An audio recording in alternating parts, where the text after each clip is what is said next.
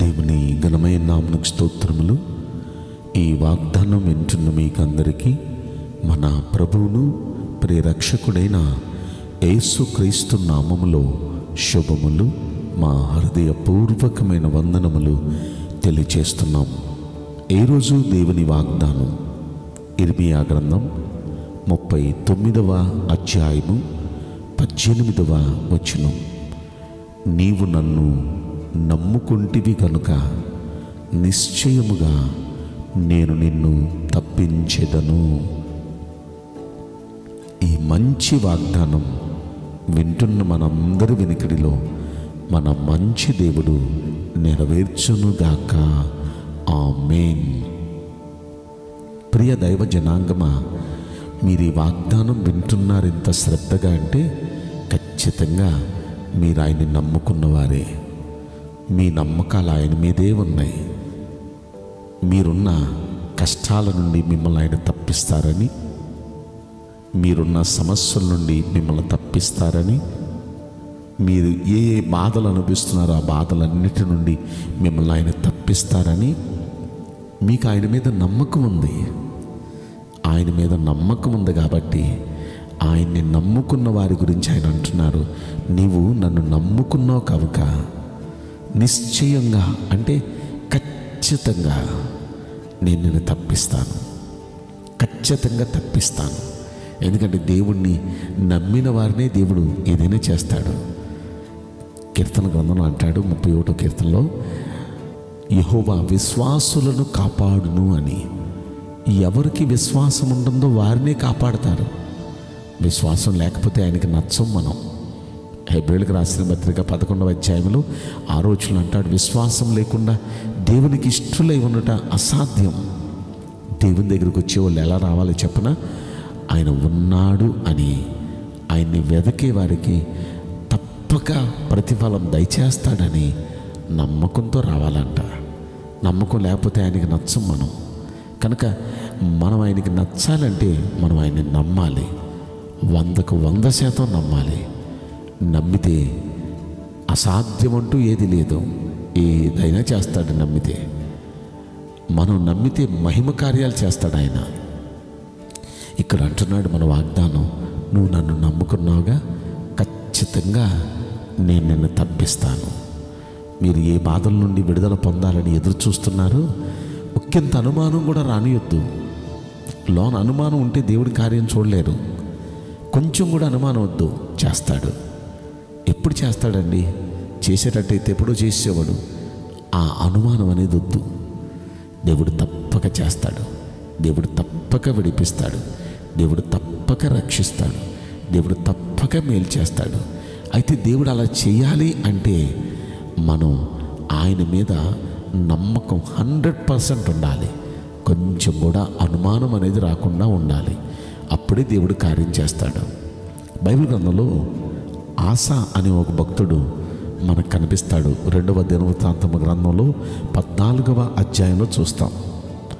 ఈ ఆసా అనే భక్తుడు దేవుణ్ణి నమ్ముకున్నాడు. ఈయన రాజు. ఈ రాజు అయిన ఇతడు దేవుణ్ణి నమ్ముకున్నాడు. నమ్ముకుంటే దేవుడు అతని పరిపాలనలో 35వ సంవత్సరం వరకు యుద్ధాలే జరగకుండా చేశాడు. అసలు యుద్ధాలే లేకుండా చేశాడు. అయితే ఇతని పరిపాలన టైంలో ఆ తర్వాత ఒక యుద్ధం వచ్చింది. అతని మీదకి కూషీయుడగు జెరహు 10 లక్షల మంది సైన్యాన్ని వేసుకొని 300 రథాలు వేసుకొని యుద్ధానికి వచ్చాడండి. అందులో ఈయనకున్న సైన్యం ఏంటంటే సగమే. ఈయనకి సగం సామర్థ్యమే ఉన్నారు. ఈయనకున్న సామర్థ్యానికి 2 సామర్థ్యంతో అతని మీద యుద్ధానికి వచ్చాడు. యుద్ధానికి రావటమే కాదు, నిన్నెవరు కాపాడుతాడో చూద్దాం. ఇప్పుడు ఆ దేవుడిని నమ్ముకున్నావు కదా, కాపాడమను. ఆ దేవుడు ఎలా కాపాడతాడో చూస్తాను అంటూ ఇతనికి భయంకరంగా ఉత్తరం రాశాడు. భయంకరంగా ఇతన్ని దూషిస్తూ ఉన్నాడు. ఆ పరిస్థితుల్లో ఏం చేయాలి? దిక్కుతోచని పరిస్థితి. అప్పుడు ఈయన ఏం చేశాడో తెలుసా? దేవుని సన్నిధిలో ప్రార్థన చేశాడు. 14వ అధ్యాయం 2వ దినవృత్తాంతం గ్రంథంలోనే 11వ వచనంలో ప్రార్థన చేశాడు. దేవునికి మొర్ర పెట్టాడు, అయ్యా విస్తారమైన సైన్యం చేతిలో ఓడిపోకుండా ఈ బలం లేని బలహీనమైన మాకు నీకంటే ఇక ఎవ్వరు లేరయ్యా, నువ్వే మా దిక్కయ్యా. ఈ పరిస్థితుల్లో మేము నీ సహాయం కొరకే ఎదురు చూస్తున్నామయ్యా, మేము నిన్నే నమ్ముకున్నామయ్యా అంటూ దేవుని సన్నిధిలో ఈయన ప్రార్థన చేస్తూ దేవుని సన్నిధిలో మొర్ర పెడుతూ బతిమాడుకుంటున్నాడు. దయచేసి సహాయం చేయ్యా అయ్యా, దయచేసి సహాయం చేయ్యా, దయచేసి మమ్మల్ని ఆదుకో అయ్యా, నేను దిక్కు లేనోళ్ళు మీరే దిక్కయ్యా, నిన్నే నమ్ముకున్నామయ్యా. ఈ విధంగా ప్రార్థన చేయడం మొదలెట్టాడు. అతడు అలా ప్రార్థన చేస్తూ ఉండగా ఆయన నమ్ముకున్న కారణం దేవుడు ఏం చేశాడు తెలుసా? ఆ కింద వచనాలు మీరు చదువుకోండి. 11వ వచనం, యెహోవా తన సైన్యంతో వచ్చేశాడు. ఆ సైన్యంతో దేవుడు ఎప్పుడైతే వచ్చాడో, ఆయన సైన్యం ఎవరు? పరలోక సైన్యం, దేవదూతలతో దిగి వచ్చాడేమో. ఉరుములు, ఆకాశ సైన్యం ఉరుములతో వచ్చేశాడు, మెరుపులతో వచ్చేశాడు.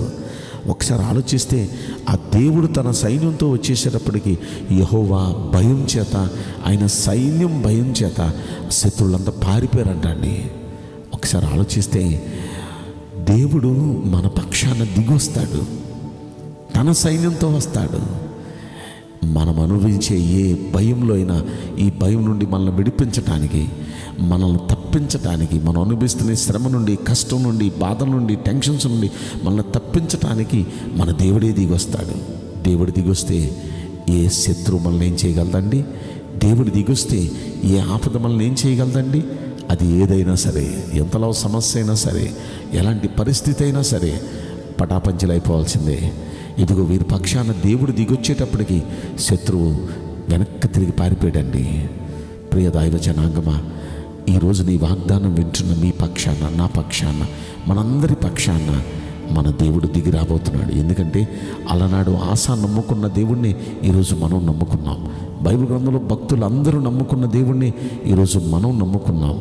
వారందరి పక్షాన దిగివచ్చి వారికి విడుదలిచ్చి వారిని తప్పించిన దేవుడు మనం అనుభవిస్తున్న ఈ కష్టాలన్నిటి నుండి మనల్ని కూడా తప్పించడానికి సమర్థుడు. ఎందుకంటే మన దేవుని శక్తి అలాంటిది. మన దేవునికి అసాధ్యమైనది ఏదీ లేదు. మనం ఆయన్ని నమ్ముకున్నాం. ఆ నమ్మకాన్ని బొమ్ము చేయడాయన ఖచ్చితంగా మనందరి జీవితాల్లో ఆయన కార్యం చేయునుగాక. ఆమేన్. నేను మీకోసం ప్రార్థన చేయబోతున్నాను. పరిశుద్ధుడా, ప్రేమగల యేసురాజా, మీ పరిశుద్ధ బంగారు పవిత్రమైన నామమునకు నిండు మనసుతో కోట్ల కొలదిగా స్తుతులు, స్తోత్రములు, వందనాలు చెల్లిస్తున్నాం. ఈ వాగ్దానం వింటున్న ప్రియుల జీవితంలో దయచేసి ఈ వాగ్దానం నెరవేర్చి కృప చూపించండి. నిన్నే నమ్ముకున్న మీ ప్రియ పిల్లలందరి కుటుంబాల్లో గొప్ప సమాధానం, నెమ్మదినిచ్చి వారు అనుభవిస్తున్న ఈ కష్టాలన్నిటి నుండి తప్పించి మీరే మేలు దయచేయమని ఈ కొద్ది మనవులు నజరుడైన యేసుక్రీస్తు ప్రశస్తమైన నామములో మిక్కిలి వినయంతో ప్రార్థించి బ్రతిమలాడి వేడుకుంటున్నాం ప్రియ పరలోకపు తండ్రి. Amen. May God bless you all. Thank you.